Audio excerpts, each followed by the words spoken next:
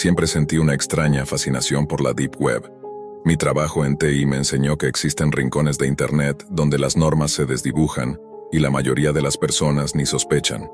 Sin embargo, cada vez que alguien mencionaba foros clandestinos o mercados ocultos, sabía que estaba hablando con alguien que de verdad se movía entre esas sombras digitales.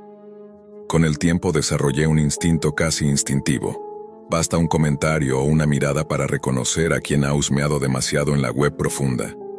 Yo mismo pasaba horas en esos foros, charlando con desconocidos que compartían mi mismo morbo por lo prohibido. Allí encontré de todo: software robado, medicamentos enviados desde países lejanos e incluso servicios que bordeaban lo inimaginable. El portal que más me impactó era como un gigantesco tablón de anuncios, pero oculto tras múltiples capas de anonimato. La oferta abarcaba desde películas pirata hasta terminales sustraídos de instalaciones gubernamentales, pero lo más inquietante apareció bajo un simple rótulo de nuevo. La descripción prometía acceso a menores de hasta 7 años y la posibilidad de falsificar documentos con un costo adicional. Al principio pensé que todo aquello debía ser una trampa, quizá una maniobra de las autoridades para atrapar a cazadores de ilegalidades. Aún así, mi curiosidad pudo más. Decidí contactar al vendedor haciéndome pasar por alguien dispuesto a pagar con bitcoins. Mi primer mensaje fue una provocación: ¿cómo sé que no eres un agente encubierto? La respuesta fue escueta: no lo sabes. Mi escepticismo creció, así que pedí pruebas de que realmente existía lo que ofrecía.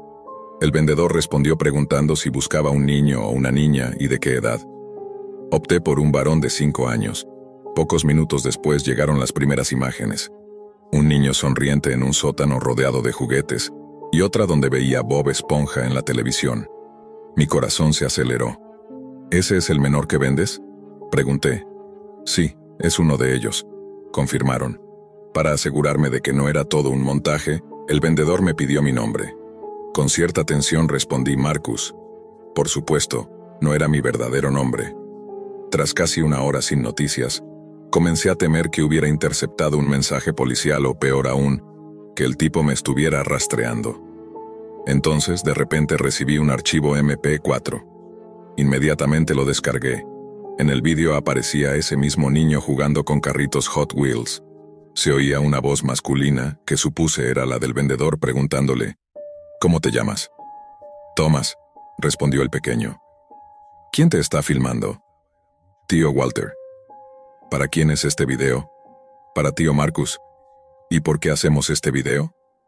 El niño soltó una risita y dijo: para encontrar una nueva mamá y un nuevo papá. Fue entonces cuando comprendí que no se trataba de un engaño ni de un simple anzuelo policial, porque había un tono en la voz del niño, una naturalidad imposible de fingir. No estaba leyendo un guión, no parecía estar actuando. Thomas hablaba con la inocencia de alguien que no entendía lo que estaba pasando realmente, como si de verdad creyera que todo era parte de un juego o una sorpresa divertida. Esa parte fue la que más me dolió. Rebobiné el video una y otra vez, analizando cada gesto, cada expresión. El entorno en el que estaba también me llamó la atención. Era un sótano, claramente, con paredes sin pintar y un par de luces cálidas que apenas iluminaban el fondo. Se notaban cajas apiladas, una bicicleta infantil, algunas herramientas colgadas, como si ese lugar hubiera sido acondicionado justo para eso. Para grabar, para mostrar, para vender. Me quedé inmóvil frente a la pantalla, respirando lento. Sabía lo que significaba tener ese video. No era solo una prueba de que ese mercado ofrecía cosas reales, era la confirmación de que había un niño atrapado, esperando que alguien pagara por él como si fuera un producto de catálogo.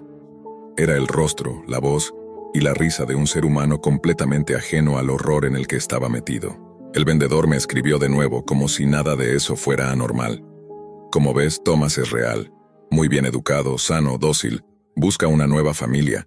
Estoy esperando tu oferta. Después de eso envió una lista con distintas opciones de pago: Bitcoin, Monero, Litecoin, y al final añadió que por una cantidad adicional se incluían documentos falsos, historial médico limpio y traslado discreto. Me quedé mirando esa última palabra, discreto, como si fuera una puñalada envuelta en cortesía. No era una oferta. Era tráfico humano disfrazado de servicio profesional. No contesté de inmediato. Quería pensar. Tenía el corazón en un puño y al mismo tiempo, la mente corriendo a 1000 por hora. Lo primero que hice fue cerrar el navegador sin apagar la computadora solo por reflejo. Me alejé del escritorio, me lavé la cara, caminé un rato en círculos por mi cuarto sin saber qué hacer. Parte de mí quería desaparecer de internet por completo. Otra parte, la más racional, sabía que ese video era más que una aberración. Era evidencia. Volví a la computadora.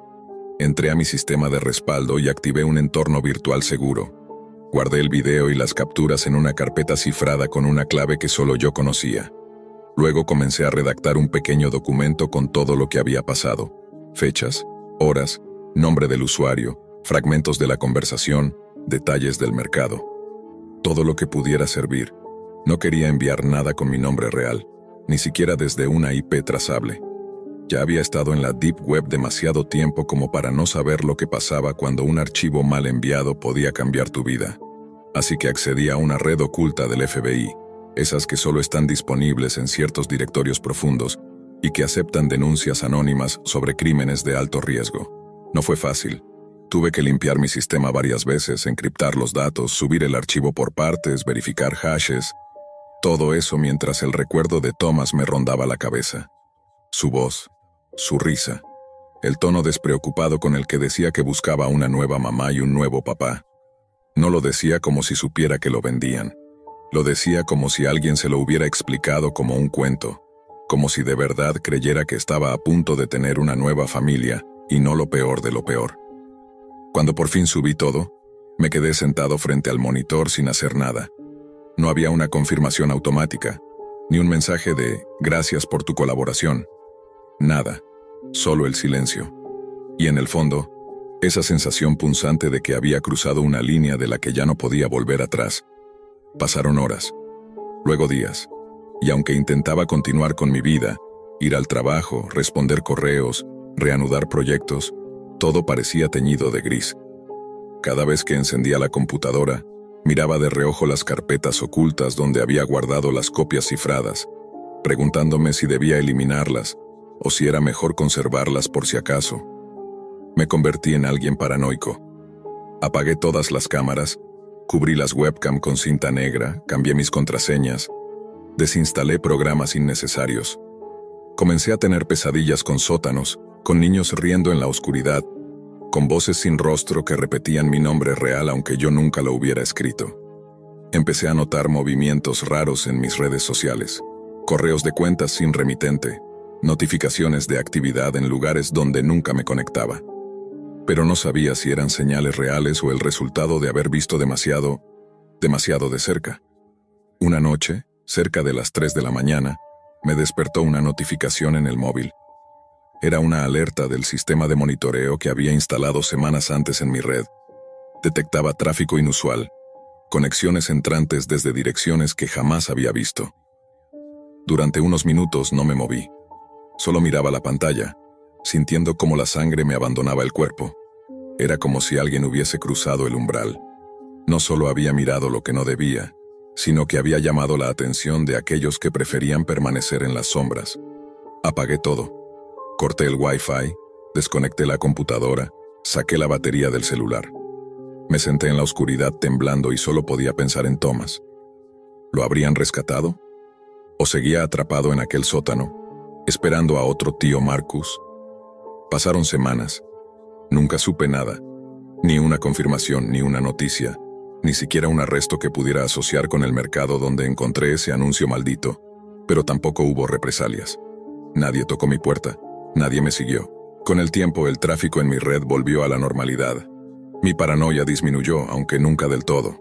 Borré las copias. Cerré mis accesos a la Deep Web. Me alejé de ese mundo como quien sobrevive a un incendio y decide no volver a encender una cerilla. Hoy no navego por esos rincones, no por miedo, sino por respeto a lo que vi, a lo que presencié. Porque una vez que te das cuenta de que en la Deep Web no todo es exageración, que lo inhumano es real y que los monstruos no usan máscaras, ya no puedes mirar la pantalla igual. Nunca olvidaré a Thomas. Nunca olvidaré su voz diciendo mi nombre falso, sonriendo como si de verdad creyera que alguien lo quería. Y nunca olvidaré que, aunque nadie más lo sepa, yo estuve allí. y por un instante fui el único testigo de su existencia. Nunca he sido de esos que promueven el uso de la Deep Web con fines prácticos. Si me preguntas, debería limitarse solo a la curiosidad pasajera o al entretenimiento turbio, pero inocuo. Aún así, incluso para eso, hay límites. Lo más seguro es mantener esa curiosidad navegando por la parte alta del iceberg digital. Foros extraños, páginas de teorías conspirativas ridículas, contenido adulto dentro de la legalidad. Cosas que puedes encontrar, si lo piensas bien, incluso en la web superficial si sabes dónde buscar. Porque cuando cruzas hacia los niveles bajos de la red, especialmente a la Deep Web real, entras en un ecosistema diseñado, casi exclusivamente para lo ilegal, y no hay advertencia suficiente que prepare a alguien para lo que puede encontrar ahí. Por eso estoy contando esta historia desde el anonimato. Lo hago por mi propia seguridad, pero también por una necesidad más profunda, la de dejar en claro que ya no soy la persona que alguna vez fui. Hace años, cuando era más joven y más estúpido, terminé relacionándome con gente que me arrastró a un tipo de pensamiento que ahora me resulta repulsivo. Me convencieron de odiar a los demás por su raza, por su nacionalidad, por cómo se veían. Y sí, lo digo sin excusas. Fui adoctrinado completamente. Hoy me doy cuenta del veneno que eso representa. Pero cuando eres un joven inseguro, con carencias emocionales, y el entorno que te rodea refuerza ese discurso, es fácil caer en las garras del odio disfrazado de pertenencia. La Deep Web fue una especie de refugio oscuro donde esa ideología se intensificaba, validada por otros tantos perdidos como yo. Es importante decir que me mantengo oculto no solo porque temo a esos individuos con los que tuve contacto, sino también porque no quiero que alguien me rastree y decida cancelarme por lo que fui. Sé bien lo que representé en aquel tiempo y me avergüenza. Ahora quiero contarte sobre una de las cosas más monstruosas que llegué a ver en la Deep Web, una experiencia que me cambió, que me hizo alejarme por completo de ese mundo, porque incluso dentro de ese entorno distorsionado, hubo un momento que me rompió por dentro. Todo empezó cuando frecuentaba un foro específico dentro de la Deep Web. No mencionaré su nombre, por obvias razones. Digamos que era una comunidad pequeña pero activa, plagada de pensamientos extremistas. Allí me integré a un grupo que, para efectos de esta historia, llamaré Los Caballeros. No era su nombre real, pero eso no importa. Lo esencial es que ese colectivo estaba formado por personas con ideas supremacistas y una visión del mundo profundamente retorcida. En su momento yo compartía parte de ese discurso, aunque nunca llegué al nivel de fanatismo de otros.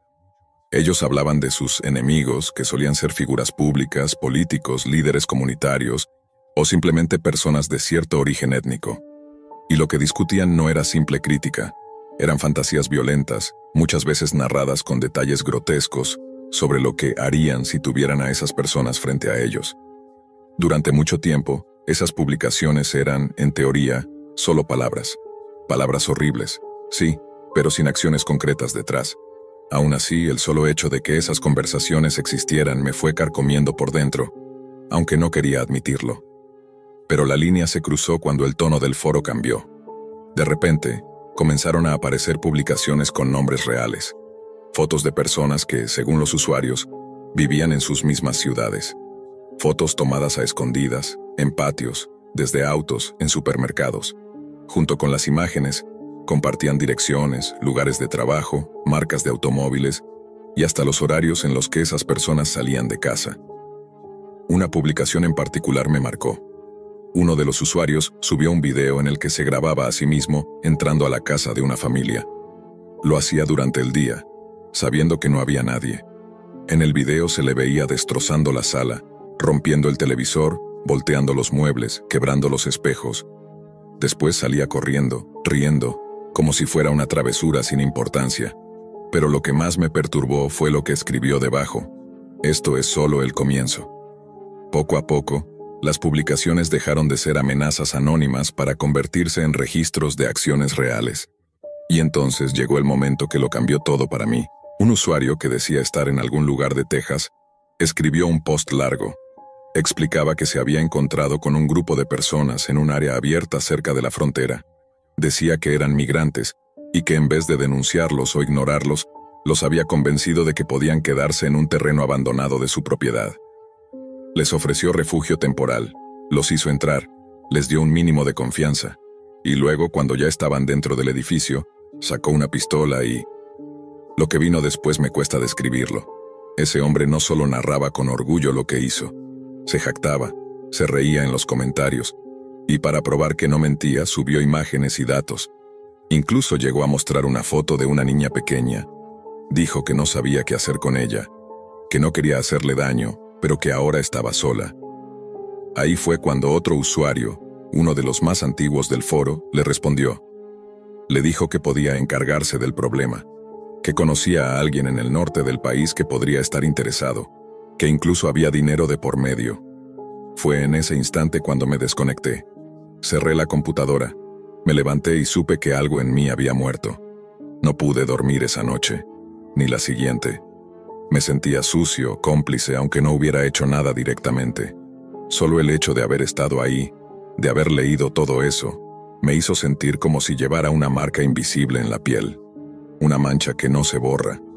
Durante horas estuve sentado frente a la computadora, leyendo una y otra vez aquel hilo, dudando, pensando si debía hacer algo o simplemente olvidarlo todo.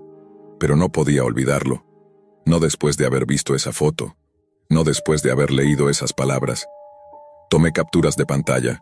Guardé toda la información posible. Direcciones, nombres de usuario, fechas, imágenes. Luego borré todos mis accesos a la Deep Web. Cerré la red Tor. Y a la mañana siguiente fui directo a una estación de policía. Pedí hablar con un oficial. Le expliqué todo con calma pero sin rodeos. Le mostré las pruebas. Le conté cómo había llegado ahí, cómo me había involucrado en ese foro y lo que había visto. No omití nada. Estuve con él más de una hora. Tomaron nota, me pidieron copias de todo, y me dijeron que lo escalarían a una unidad especializada. Supongo que después de eso, revisaron mi historial, mis datos, quién era yo en realidad. Pero como no tenía nada que ocultar y había ido por voluntad propia a reportar todo, no hubo consecuencias legales para mí. O al menos eso quiero pensar. Nunca más me contactaron y yo tampoco pedí actualizaciones. Preferí cerrar ese capítulo aunque el recuerdo siga abierto. No sé qué ocurrió con ese foro. No sé si lograron rastrear al tipo que se jactó de matar o al otro que ofrecía soluciones para la niña. Tampoco sé si esa niña sigue viva, si fue rescatada o si cayó en manos de algún monstruo. Pero lo que sí sé es que la Deep Web es real, peligrosa, y está llena de cosas que jamás deberían ser vistas por nadie. Y si estás pensando en entrar por simple curiosidad, por morbo o por adrenalina, detente, porque no todo lo que veas ahí podrás olvidarlo. No todo lo que leas será solo ficción o exageración. Hay rincones donde el mal no es una historia de terror, sino una realidad impune. Y si llegas a mirar demasiado de cerca, puede que termines llevándote esa oscuridad contigo. Para siempre. No suelo ser de esas personas que promueven el uso de la Deep Web para nada que no sea curiosidad pasajera o entretenimiento retorcido. Incluso en esos casos, siempre recomiendo mantenerse en los niveles superficiales, donde las cosas más extrañas se limitan a teorías conspirativas absurdas, foros de nicho y contenidos explícitos pero legales.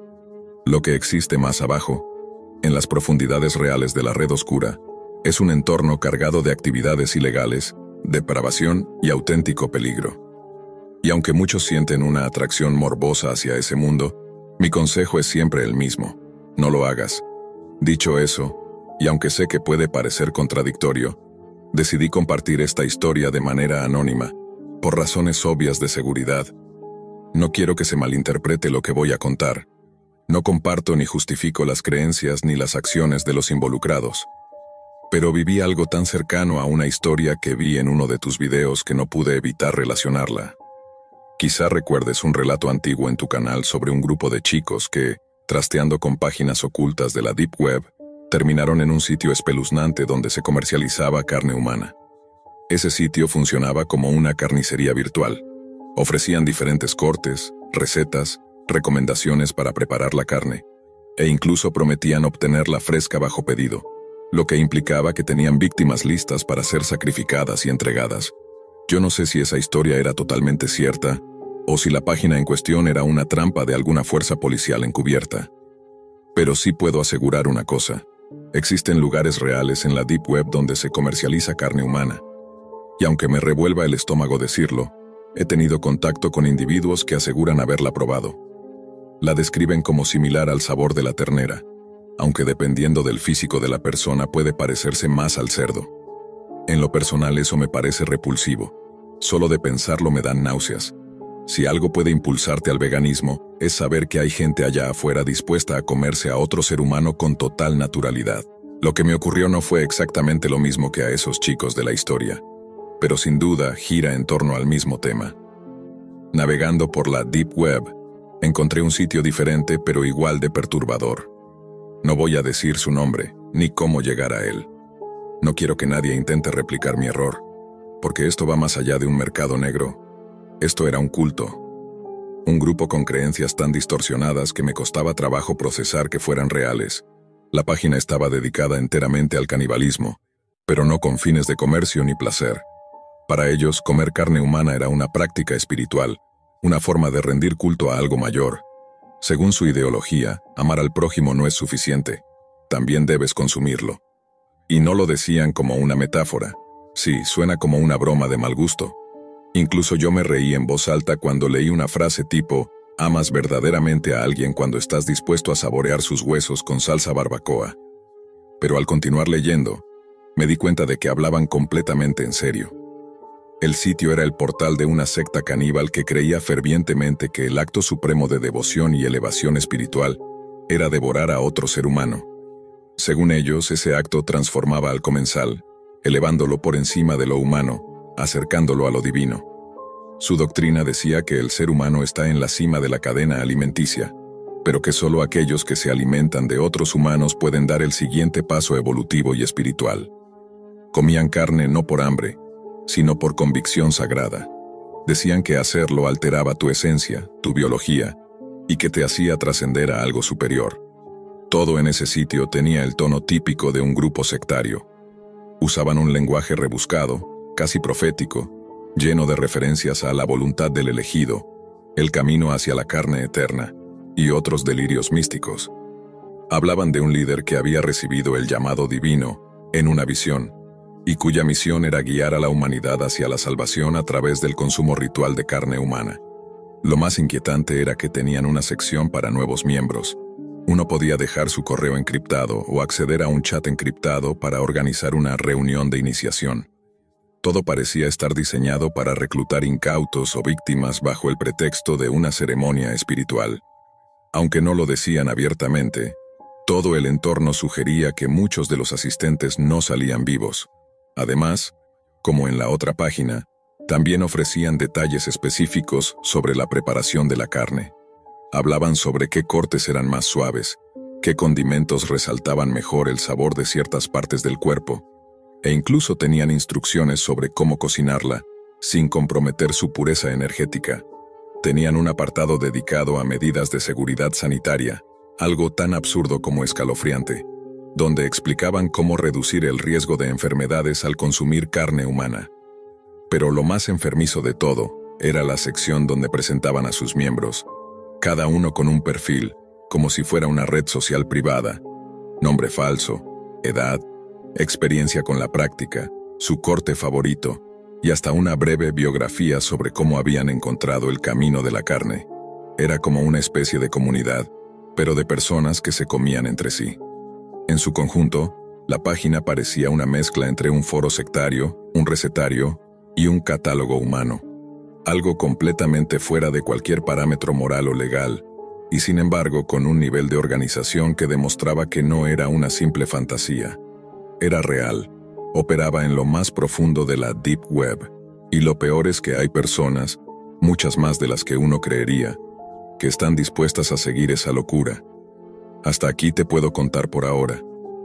Durante semanas no pude quitarme esa página de la cabeza.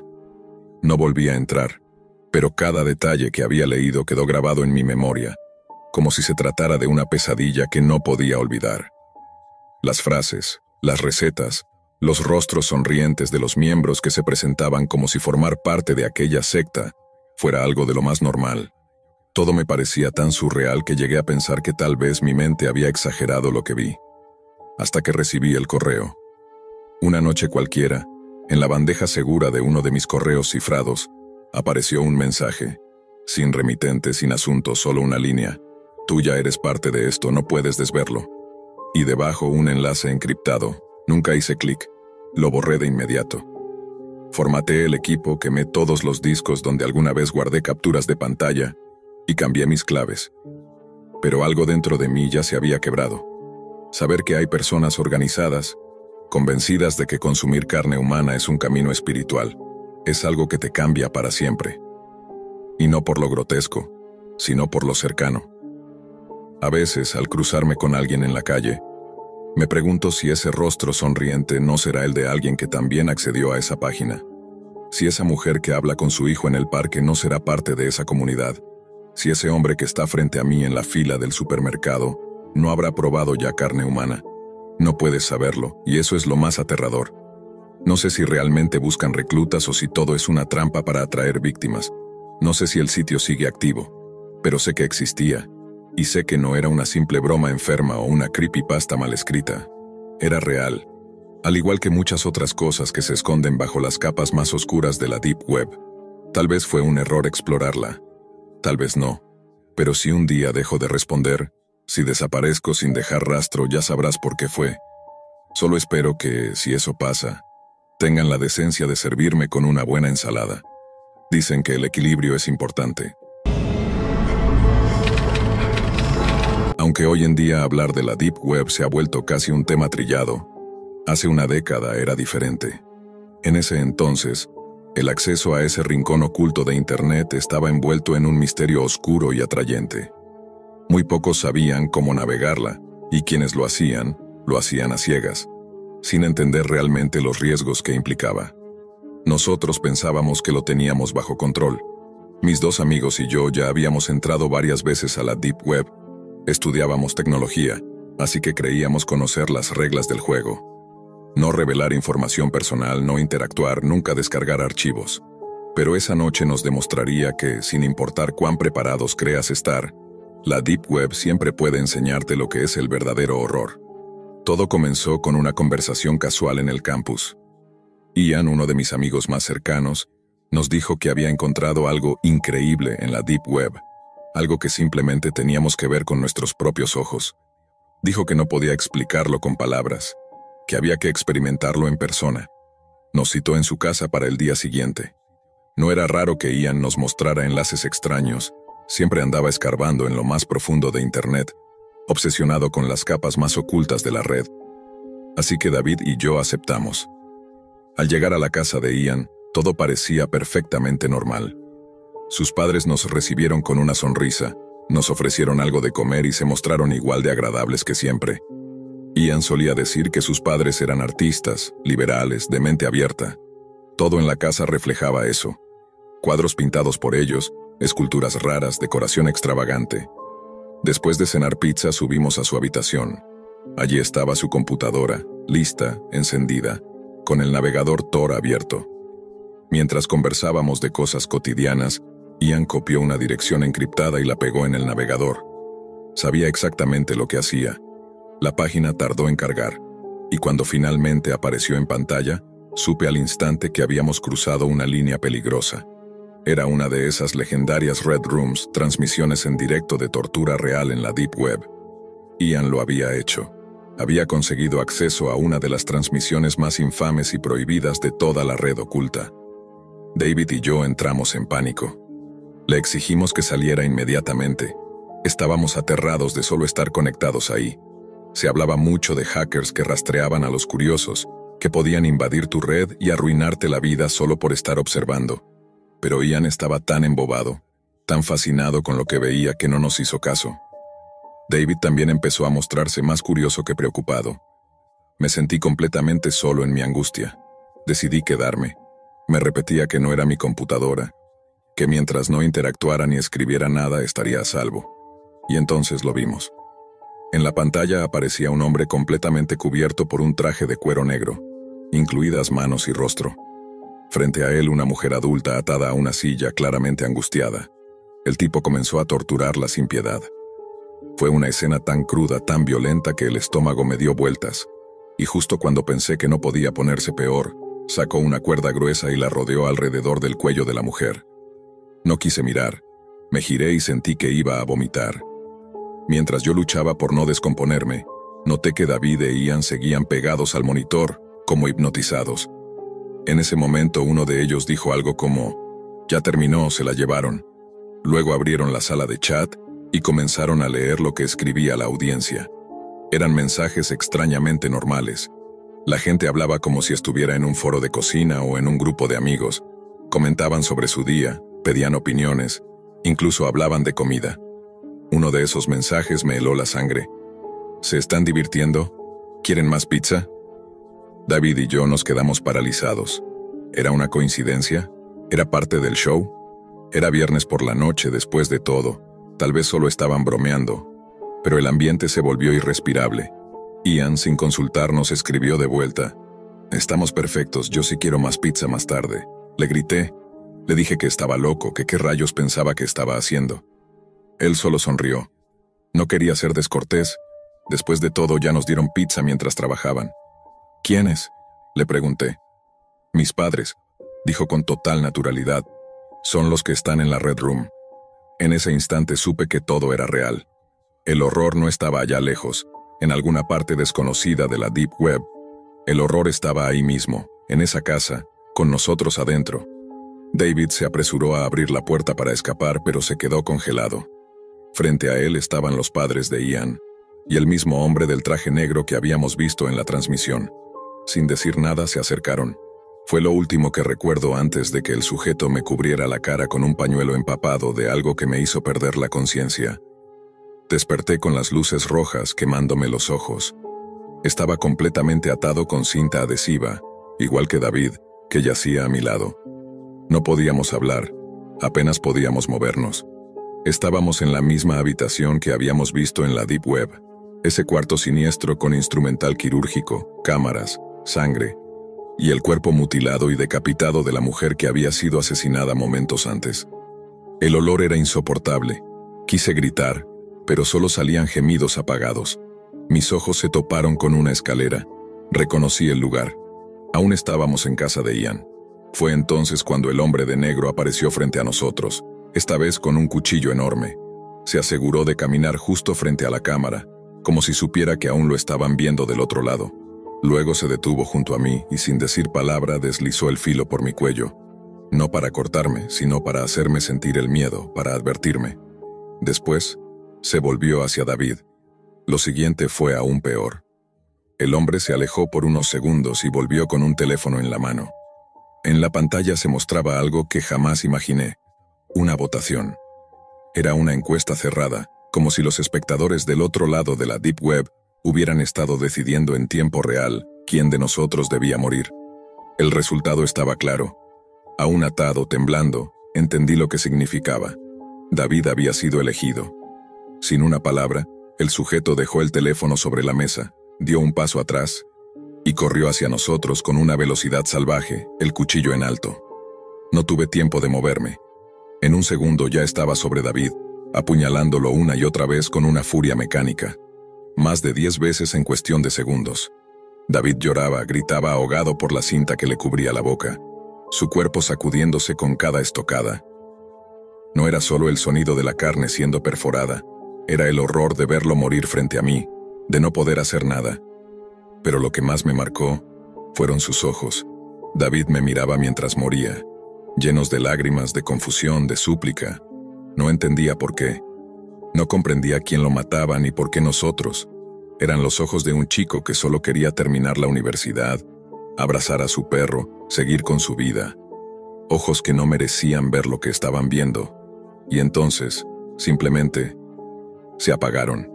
En shock, paralizado, aún con el rostro cubierto por lágrimas y el cuerpo empapado en sudor frío. No pude reaccionar cuando el hombre volvió hacia mí con el mismo pañuelo. Lo mismo que antes. El mismo olor. La misma oscuridad. Desperté tirado en la calle, a solo unos metros de mi casa. Mareado, sangrando levemente por la nariz, me levanté como un autómata y caminé tambaleante hasta la puerta. Mis padres, horrorizados al verme, me abrazaron sin entender nada. Les conté lo ocurrido. Llamaron a la policía, pero cuando llegaron a la casa de Ian no había nadie. Vacía, limpia, sin rastros. Ni Ian ni sus padres volvieron a aparecer. Desaparecieron como si nunca hubieran existido. A pesar de que nunca se encontró el cuerpo de David, mi testimonio fue suficiente para declararlo muerto. Pero la verdad es que nadie cree del todo lo que pasó, nadie fuera de mí, y tal vez los que votaron saben lo que ocurrió en esa habitación. Esa Red Room de la Deep Web no era un mito, era real, y fui testigo de su poder. Hoy vivo con miedo constante. Me pregunto si sigo vivo por decisión de ese público. Tal vez sea parte del espectáculo. Tal vez haya una segunda ronda. Vivo con paranoia, evito internet, me mantengo fuera de redes. Y aún así siento que alguien me observa. Porque si ellos decidieron que David muriera en mi lugar, podrían haber decidido que yo solo debía sobrevivir por un tiempo. A veces creo que, al igual que él, yo también morí esa noche, solo que nadie me lo ha dicho aún. Si tienes hijos, sabes perfectamente que serías capaz de hacer casi cualquier cosa por ellos. Yo no soy la excepción. Cuando mis 2 hijas adolescentes me dijeron que querían un perro de una raza muy específica, no pude negarme. Vivimos en un rancho, así que tener un perro no solo era razonable, también parecía algo natural. Personalmente nunca me emocionaron mucho las mascotas, más allá de los animales de granja que ya teníamos. Pero ver a mis hijas tan ilusionadas me impulsó a hacer todo lo posible para conseguirles lo que pedían. El problema era que no pedían cualquier perro. Querían un perro mexicano sin pelo, una raza bastante inusual y costosa. El dinero no era el obstáculo. Estaba dispuesto a pagar lo que fuera necesario, siempre y cuando fuera un cachorro sano y de raza pura. Pero por más que busqué, ninguna tienda de animales en nuestra zona tenía uno disponible. Intenté convencerlas de que quizás un Golden Retriever o un pastor alemán sería una buena alternativa, pero estaban completamente obsesionadas con esa raza en particular. Empecé a buscar en pueblos cercanos, luego en todo el estado. Llamé a criadores, visité refugios de adopción, revisé páginas de mascotas, pero la respuesta era siempre la misma. Esperas de varios meses, hasta un año. Desesperado me uní a foros especializados, grupos en línea de personas que tenían perros exóticos, pero todos los dueños de perros mexicanos sin pelo se negaban rotundamente a vender o regalar los suyos. Fue entonces cuando, ya sin muchas opciones, decidí hacer algo que jamás pensé que haría. Me adentré en la Deep Web. Sabía que era peligroso y tenía claro que no era el lugar ideal para buscar una mascota, pero estaba frustrado. Ya había investigado un poco sobre cómo acceder, cómo protegerme, qué evitar, y confiaba en que podría manejarme con cuidado. Tras varios días explorando diferentes mercados ocultos, encontré una página muy extraña, una supuesta fábrica de cachorros que ofrecía animales raros, y sí, entre ellos un cachorro mexicano sin pelo. Me aseguraron que el perro estaba en buen estado, que era de raza pura, y que podrían enviarlo hasta la puerta de mi casa en menos de una semana. A pesar de las dudas, hice el primer pago por una plataforma extranjera. No le conté nada a mi familia, porque una parte de mí sospechaba que todo podía ser un fraude. Pero para mi sorpresa, unos días después un hombre llegó a nuestra puerta con una caja en las manos. Dentro, había un cachorro perfectamente parecido a lo que prometían. Era juguetón, se veía saludable y movía la cola con entusiasmo. Pagamos el resto y lo traje a casa sin decir cómo lo conseguí. Metí al perrito en una caja de cartón, lo dejé junto a la puerta principal y esperé a que mis hijas lo encontraran como si fuera un regalo sorpresa. La reacción fue todo lo que había esperado. Gritos de alegría, abrazos, lágrimas de felicidad. Mi esposa también se emocionó. Aquella noche, el cachorro durmió en la habitación de mi hija mayor. Al día siguiente compré un corral porque el perro no estaba entrenado y ya había ensuciado varias veces dentro de la casa.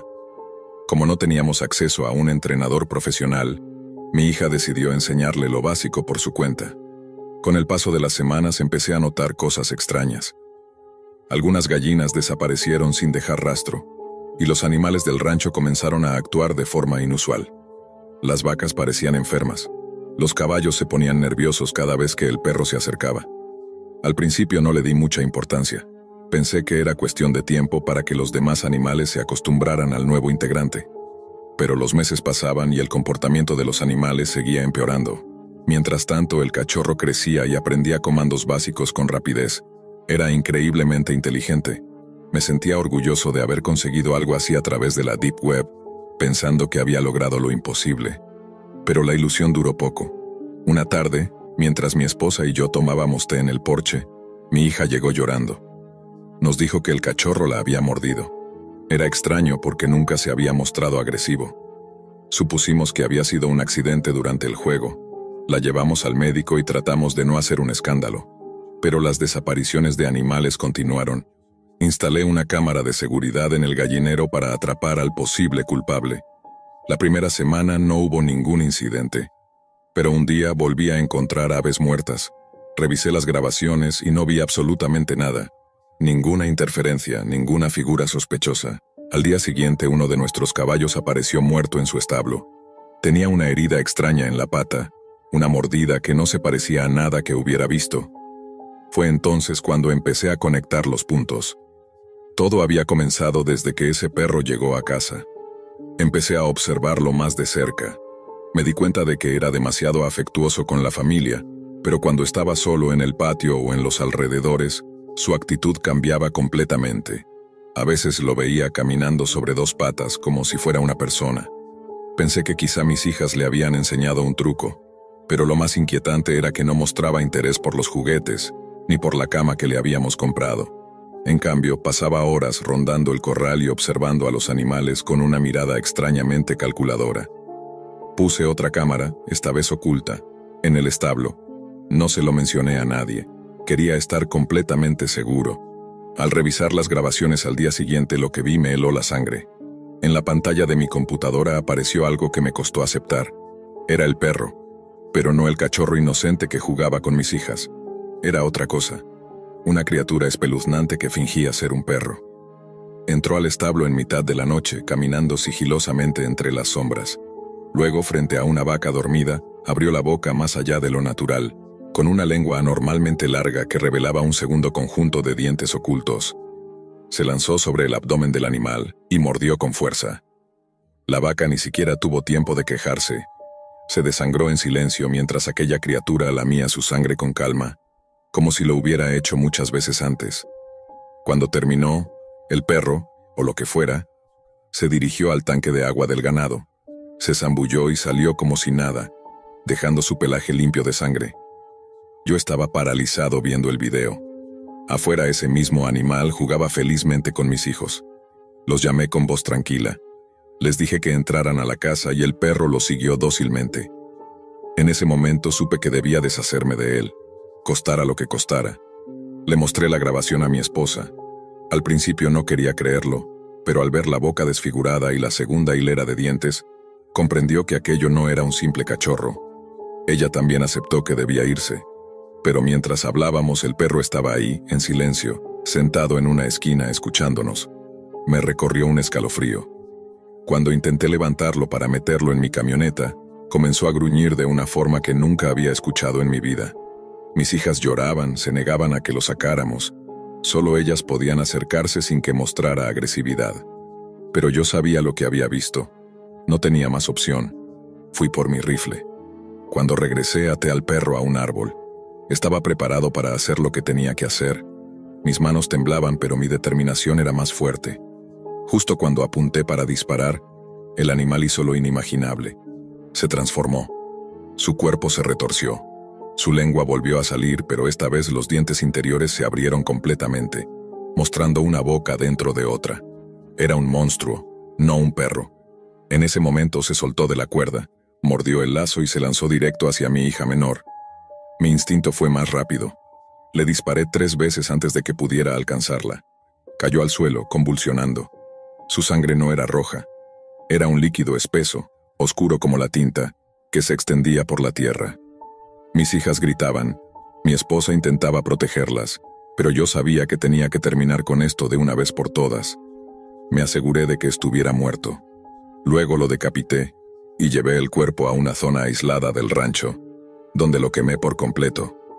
En los días siguientes investigué todo lo que pude sobre lo que había traído a nuestra casa. Encontré foros ocultos, algunos también en la Deep Web, donde hablaban de experiencias similares. Personas que habían comprado mascotas extrañas, objetos malditos, incluso supuestas ofertas de seres que no eran humanos ni animales. Algunos hablaban de skinwalkers, otros de chupacabras, pero todos coincidían en una cosa. Una vez que dejas entrar algo así en tu vida, nunca vuelves a estar en paz. Y yo lo confirmé, porque aunque la criatura ya no está, el miedo persiste. Mis hijas no volvieron a ser las mismas. Ya no confían del todo en mí, como si supieran que fui yo quien trajo esa pesadilla a nuestra familia. Mi esposa trata de fingir normalidad, pero yo sé que ella también siente lo mismo que yo, que algo quedó abierto, que tal vez en algún rincón de la Deep Web, otra cosa nos está esperando. Refuerzos de seguridad, cámaras por todos lados, luces de movimiento, alarmas. Nada parece suficiente, porque cuando cae la noche y cierro las puertas no puedo evitar mirar el campo y preguntarme, ¿qué más está allá afuera, disfrazado de lo que más queremos? Si estás leyendo esto, escúchame bien. No te metas en la Deep Web, no importa qué tan inocente parezca lo que estás buscando, porque no sabes lo que estás trayendo a tu casa. Yo aprendí la lección, y rezo para que tú no tengas que aprenderla igual. No soy precisamente un hombre de tecnología. Me gradué como médico en los años 80, y desde entonces, mi relación con las computadoras ha sido casi nula. Mientras en el hospital privado donde trabajo el personal administrativo lleva años dependiendo de sistemas digitales.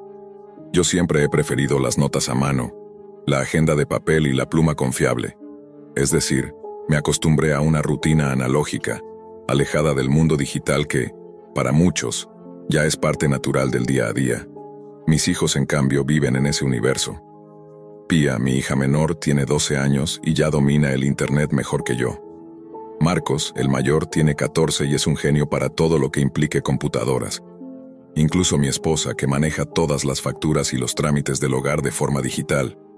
Yo, en cambio, seguía atrapado en otra época. Pero eso empezó a cambiar cuando me di cuenta de que mi falta de habilidades digitales me estaba aislando profesionalmente. Le pedí a Marcos que me diera algunas clases. Al principio era un caos. No sabía ni cómo abrir una carpeta, pero poco a poco fui aprendiendo lo básico. En unas semanas ya sabía redactar correos, usar documentos en línea e incluso manejar una tabla de Excel. Todo era nuevo y emocionante. Aún no me atrevía a tocar redes sociales, pero Marcos insistía en que eran una buena herramienta para posicionarme como médico. Me dijo que abrir cuentas en esas plataformas podía hacerme más visible, más accesible y, claro, más solicitado por pacientes nuevos. Así que me animé. Con su ayuda creé perfiles en Facebook, Instagram, Google y LinkedIn. Al principio me divertía encontrar a antiguos compañeros de universidad, colegas e incluso familiares que no veía desde hacía años. Pero con el tiempo, las redes se volvieron solo una herramienta de trabajo. Las usaba para hacer publicaciones sobre mis servicios, promociones del hospital y noticias médicas. Un día, mientras revisaba unas cosas desde la laptop de Marcos, él estaba en la escuela, apareció una ventana emergente en el navegador. Decía algo así como, ¿quiere tener más pacientes, doctor Saucedo? Por mi ignorancia digital, no tenía idea de lo que estaba viendo. Era un anuncio raro, y aunque el navegador me lanzó una advertencia de seguridad, una de esas que dicen, este sitio no es confiable, no supe interpretarla como algo serio. Pensé que era una especie de estrategia nueva, algo innovador, y como la promesa de aumentar mi visibilidad médica me parecía tentadora, hice clic. Lo que se abrió no era una página común. Su diseño era sofisticado, pero se notaba distinto. No tenía publicidad ni enlaces externos. Solo un formulario que me pedía mis datos como médico. Nombre completo, hospital, especialidad, ubicación. Después de enviarlo recibí un correo de inmediato. Decía que estaba invitado a un evento exclusivo para doctores con potencial y que sería una gran oportunidad para establecer conexiones que cambiarían para siempre mi carrera profesional. Sonaba extraño, pero seductor. El único requisito era asistir solo. Nada de acompañantes. Me pareció raro, pero como mi esposa siempre se queja de que mis eventos médicos la aburren, asumí que no sería problema.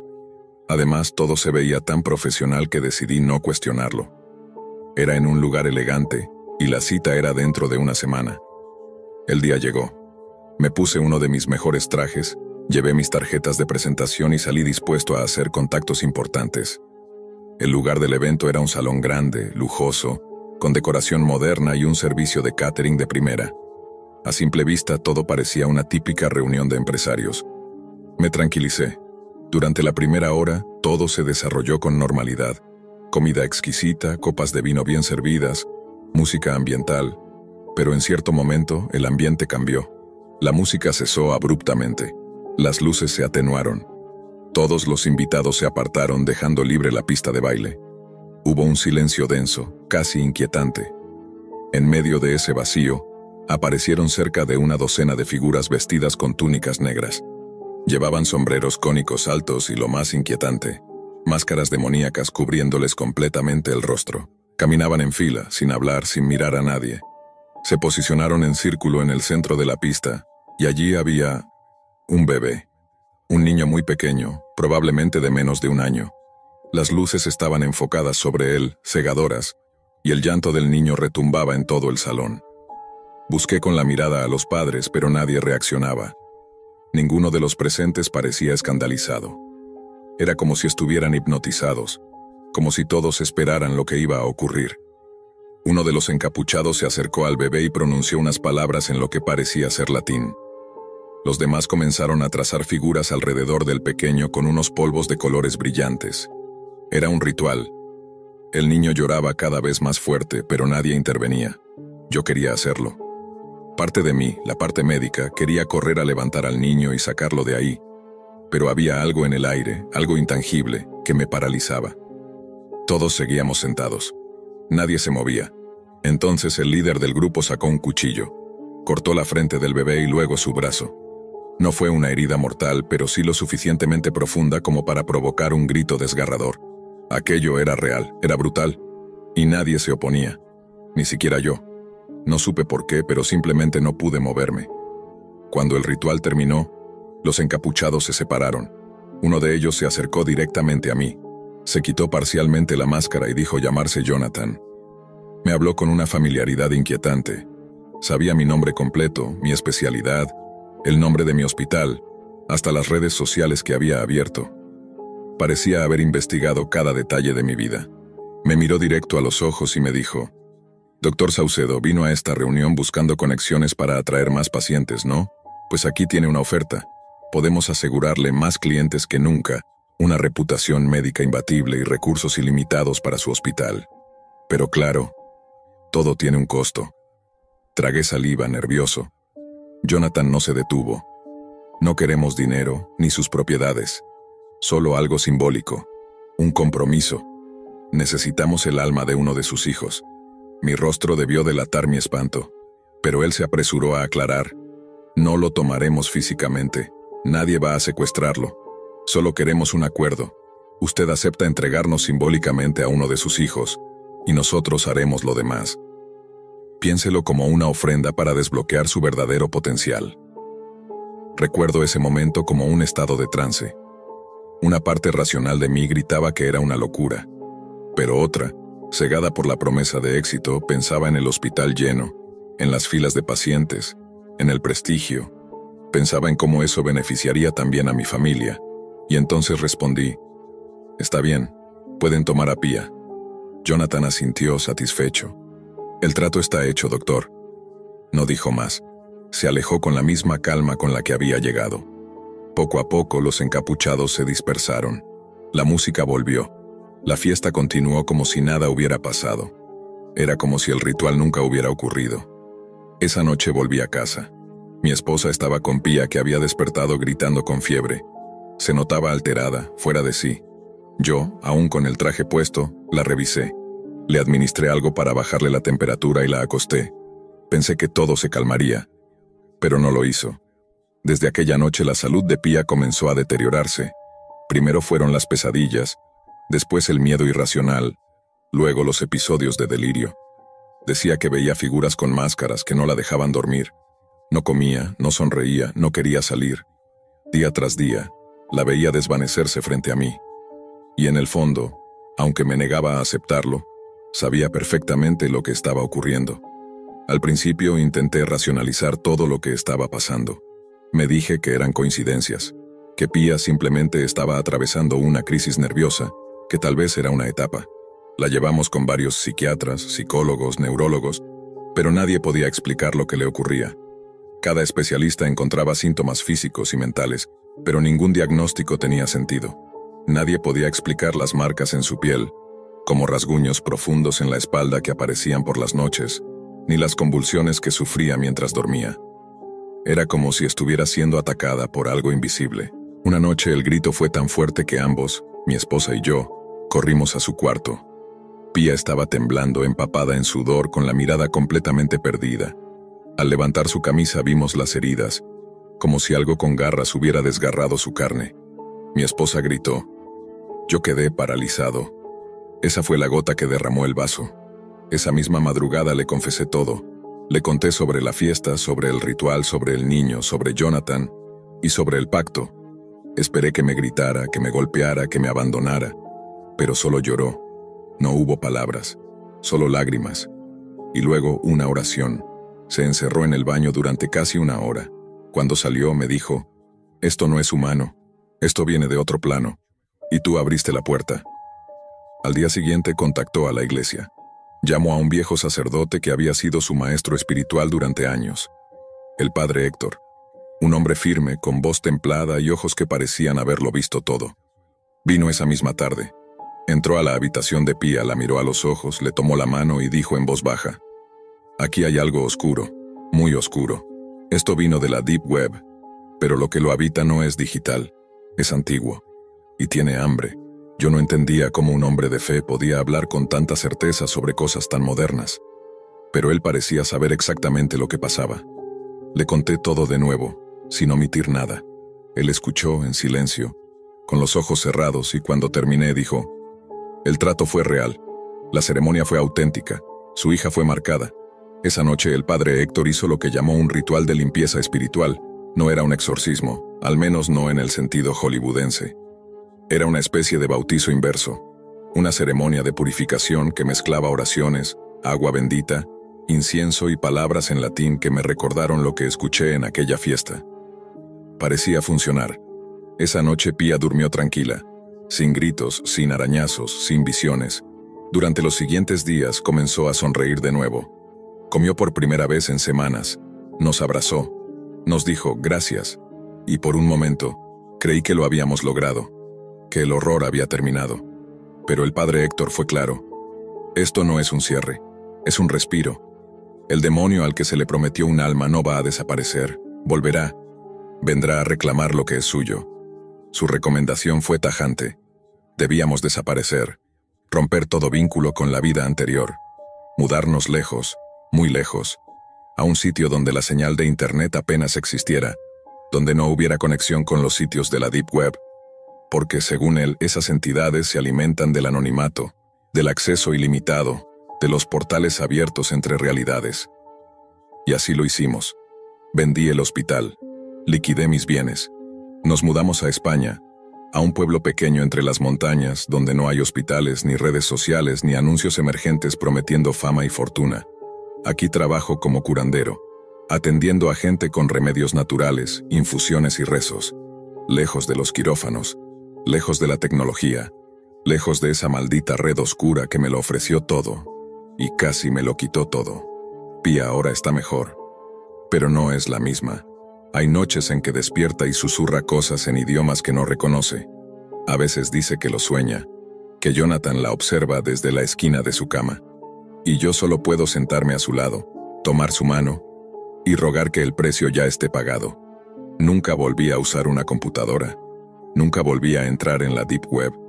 Y si tú que estás leyendo esto crees que exagero, que solo es una historia más de miedo para Internet, te diré algo que aprendí demasiado tarde. La Deep Web no es solo un lugar lleno de criminales y secretos digitales. También es un portal, un puente, un pasadizo hacia cosas que no deberían existir. Y lo peor que puedes hacer es responder cuando te llaman por tu nombre. Nunca me fue fácil admitirlo, pero desde siempre he sido una persona movida por la curiosidad. Y entre todos los temas que me generaban intriga, uno en particular me obsesionaba desde hacía tiempo: la Deep Web. Había leído de todo sobre ese universo oculto, que era un sitio oscuro lleno de secretos, que albergaba contenido ilegal, que era el rincón más turbio de Internet. Pero también había testimonios que decían que ahí se encontraban materiales únicos, imposibles de hallar en la red convencional.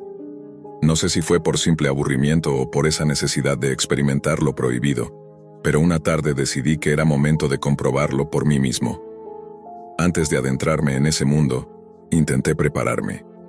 Me sumergí en foros, leí precauciones, guías de navegación segura y tutoriales sobre cómo acceder de forma anónima. Instalé el navegador Tor, tomé las medidas de seguridad que recomendaban y me armé de valor. Pensaba que mientras actuara con prudencia no habría riesgos reales. Qué equivocado estaba. Desde el primer instante en la Deep Web sentí que había cruzado una frontera. Nada se parecía a lo que conocía de la Internet común. Los enlaces eran extraños. Muchos no llevaban a ningún lado. Y la estética de las páginas era casi primitiva. Pero poco a poco empecé a explorar espacios más activos. Foros ocultos, tiendas clandestinas, conversaciones cifradas. Era como descubrir una dimensión paralela donde las reglas del mundo exterior no aplicaban. Y fue precisamente en uno de esos mercados donde vi un anuncio que me resultó llamativo. Vendían supuestas versiones para adultos de películas famosas, reinterpretadas, con un tono erótico y alternativo. No voy a mentir.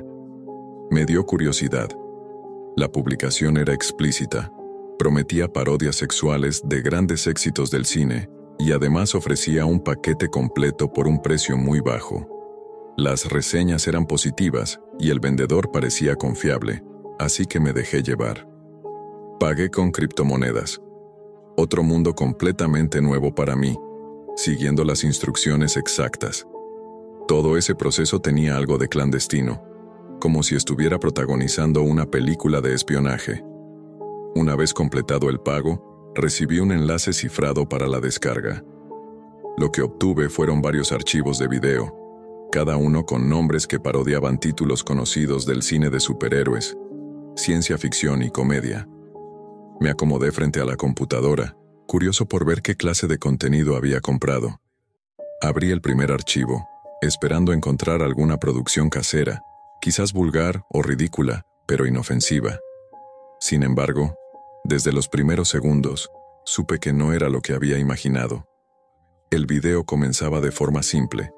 Una familia reunida en lo que parecía su sala, conversando y riendo. Nada fuera de lo común, pero algo en la atmósfera se sentía inquietante. La cámara permanecía fija, como si alguien la hubiese colocado estratégicamente para registrar todo desde un rincón. Y entonces, sin aviso, la puerta se abrió bruscamente. Un hombre entró al cuarto. Vestía completamente de negro y su rostro estaba cubierto por una máscara. Nadie en la habitación se movió. Solo los niños giraron la cabeza confundidos. En un segundo, ese sujeto sacó un arma y apuntó directamente al padre. El disparo fue tan real que me estremecí en la silla. Vi cómo el hombre caía al suelo y la sangre empezaba a extenderse por la alfombra como una mancha densa. En ese momento entendí que esto no era una actuación. Quise pausar el video, pero mis manos temblaban. Me costaba encontrar el cursor. La madre gritaba, los niños lloraban, y ese hombre no se detenía.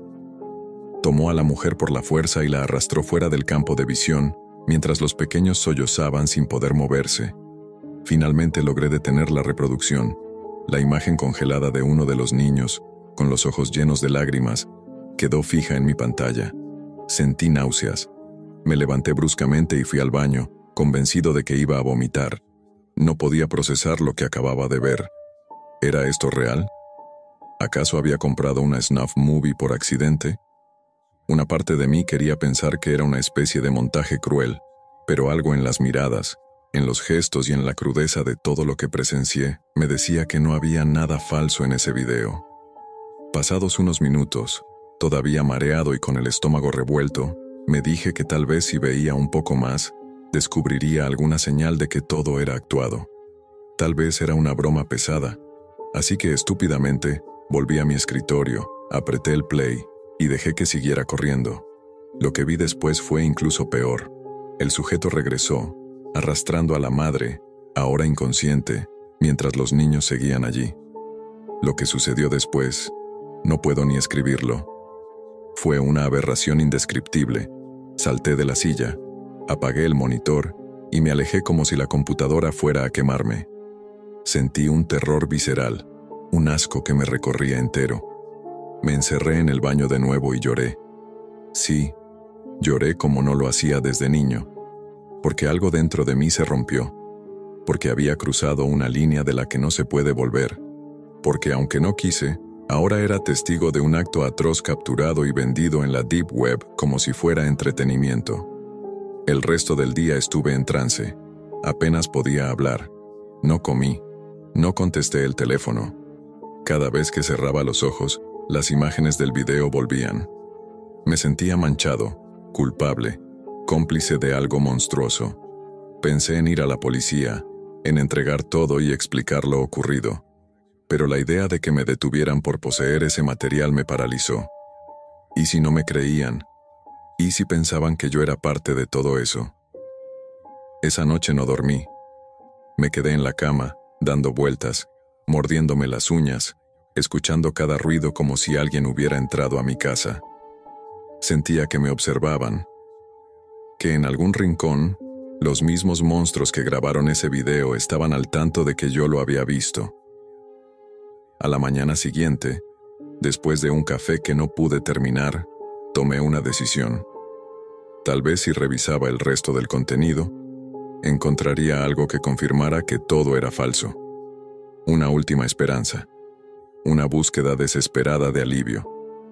Y así, con el corazón desbocado y las manos heladas, abrí el siguiente archivo. El nuevo video comenzaba de forma parecida al anterior. Una familia. Niños jugando en un jardín. Todo parecía cotidiano, pero ya desde el primer instante sentí una incomodidad sorda, como si supiera que algo terrible iba a pasar. Y no me equivoqué. A los pocos minutos, apareció otro hombre en escena, también con el rostro cubierto, pero esta vez no hubo gritos. Solo una calma antinatural, como si todo estuviera ocurriendo bajo una nube de silencio insoportable. Lo que presencié a continuación, no puedo describirlo con palabras. Fue inhumano, infame, una atrocidad que ningún ser debería jamás ver, mucho menos grabar. Mi cuerpo entero se tensó. Sentí que algo dentro de mí se desgarraba. Cerré el reproductor de inmediato, con manos temblorosas. Me alejé de la pantalla como si fuera un abismo. Lágrimas comenzaron a brotarme sin que pudiera controlarlas. No entendía cómo podía existir una maldad tan absoluta, cómo alguien podía grabar eso, venderlo, distribuirlo en la Deep Web como si fuera un simple archivo más en una lista. En ese instante, comprendí que no se trataba de curiosidad ni de un error. Me había metido en algo mucho más profundo y aterrador. Una red invisible que alimentaba lo más oscuro del alma humana. Pasé días enteros sin poder comer ni dormir. Me encerré en mi cuarto. No respondía llamadas. Cada sombra me hacía saltar. Cada ruido me parecía una amenaza. Empecé a temer que alguien supiera que yo había descargado esos archivos, que los responsables del contenido, o incluso las autoridades, pudieran estar siguiéndome. Sentía que, en cualquier momento, tocarían a mi puerta. Finalmente, convencido de que no podía seguir cargando con eso, decidí que debía hacer algo. Agarré una memoria USB, copié los videos y apagué la computadora. La idea era entregarlos a la policía, explicar que todo fue un accidente, que jamás quise acceder a algo así. Pero el miedo me vencía cada vez que intentaba salir de casa. Me paralizaba la idea de que me culparan, de que no creyeran mi versión. Guardé la memoria en un cajón y durante semanas no volví a tocar la computadora. No quería verla. No quería volver a cruzarme con nada que me recordara lo que había visto. Pero el problema era que no hacía falta verla. Las imágenes seguían ahí, grabadas en mi cabeza, repitiéndose una y otra vez cada noche. Con el tiempo, logré reunir un poco de fuerza.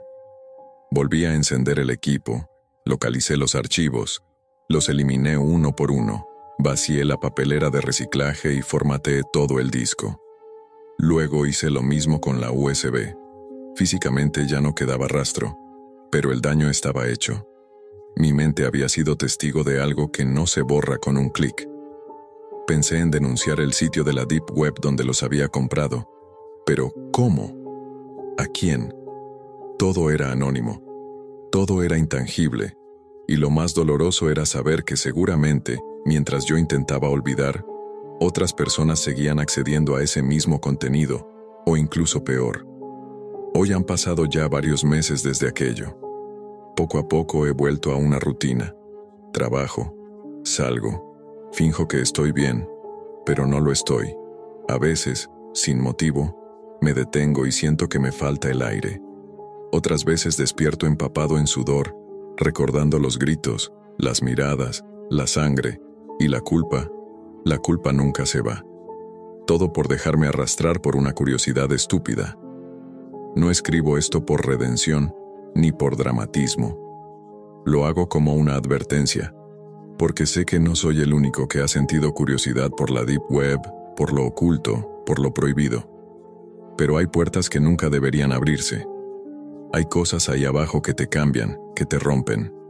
Y cuando cruzas ciertos límites, ya no hay vuelta atrás. Así que si algún día sientes la tentación de explorar ese rincón oculto del Internet, piénsalo 2 veces, porque no vale la pena, porque hay cosas que nadie debería ver, porque la Deep Web te devuelve distinto si es que logras volver.